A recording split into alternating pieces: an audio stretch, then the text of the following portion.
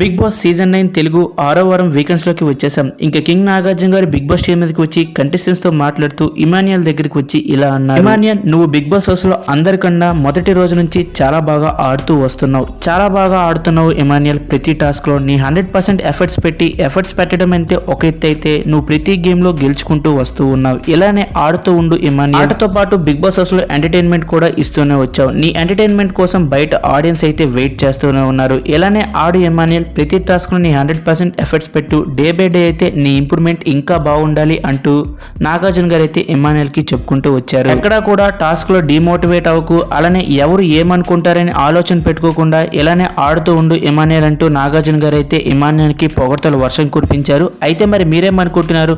ఇమాన్యుయల్ ఆట తీరు మీద మీ ఒపీనియన్ ఏంటనేది కామెంట్ రూపంలో తెలియజేయండి. మీలో ఎవరైనా ఇమాన్యుయల్ ఫ్యాన్స్ ఉంటే ఈ వీడియోకి లైక్ చేసి కామెంట్ సెక్షన్ లో ఇమాన్యుయల్ అని కామెంట్ చేయండి. Thank you for watching. Have a nice day.